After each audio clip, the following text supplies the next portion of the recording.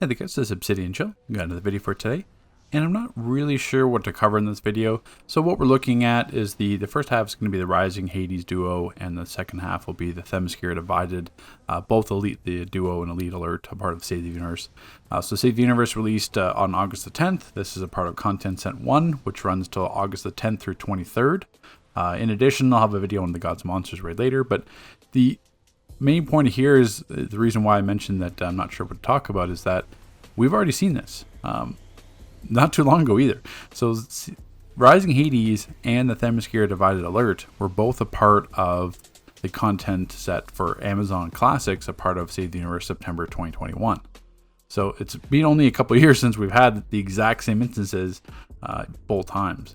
So it's really, I mean, the Rising Hades duos itself, it's not a bad duo. I mean, especially when you have to do like 250 of these, because there's not a solo around this time.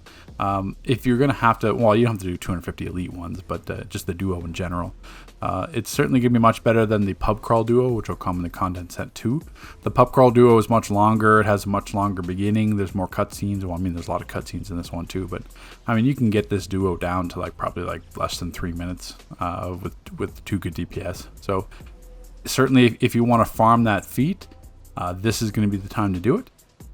Or you wait until when they run consecutively, which I think is the first week of September. September 7th to the 20th is when they have both content sets running at the same time.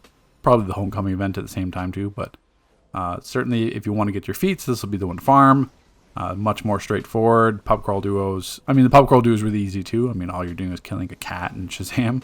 But it's a lot longer.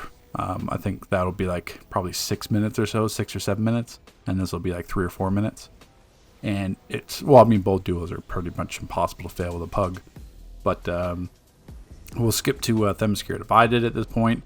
The same thing. I mean, Themyscira Divided, I'm a bit more biased with that one because if you were along the game for a while, so back, I forget the year, but whenever the League Halls came out, so when League Halls were released, no one had prestige. So I mean, obviously you had to farm up prestige to buy your League Hall for 100,000 prestige or whatever it was, and then you had to unlock all your amenities and the statues and stuff. So the issue is that the content at the time, the only thing to run that gave prestige was Themyscira Divided.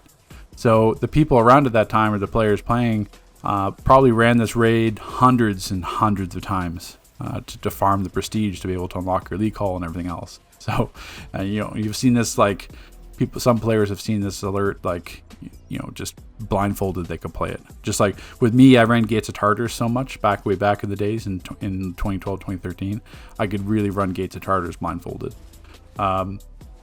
So it's a fast alert too. But the issue is that if you run into a pug group that wants to kill every set of ads, then you're gonna have a hard time. This alert was designed to skip ads. There's way too many ads, way too many hallways, because basically you're running from different points of the alert to basically turn the cogs on the statue. So if you're waiting, you're gonna have teammates die if they lag behind. It just basically, this whole thing is just designed just to skip. But the main point I want to talk about here, because the same thing, Themyscira Divided, it's really straightforward. There's some interesting feats in terms of the statues. You see their weapons and the shields, they line up and dictate combos. So there's one where the Phoenix will spawn the first boss, and then you have to he'll revive a few times. You have to kill I think there's the 9 egg feat, and basically the statues that you choose on second boss and then later on will dictate what you have at last boss. So there's stuff like that. So Themyscira Divided, it's not a bad alert, but the same thing. It's been run to death. So my overall concern, and the topic I want to focus on in this video, is that really with Save the Universe is not a bad concept. Save the Universe, buffing old content. People say, yes, it's recycled content. This is recycled content of recycled content. But the concept is nice because, say, for example, last Save the Universe, we had Smallville was the alert for a part of the Superman Classic. Smallville never had an elite. So that means that something had to change in terms of buffing mechanics or making it harder or choosing different moments to make it more difficult or challenging. So, that's at least interesting where you're taking old content that never had elite. So, same thing with FOSS 2. FOSS 2, Fortress of Solitude Power Core never had an elite. It was just FOSS 2. So then they made it Elite. So at least at that point, content is interesting because you're taking content that was never Elite in the past, upscaling it to current CR, and making it slightly more challenging. That's the interesting part, at least to me. And there's a plethora of alerts and duos and solos and stuff that they can take from.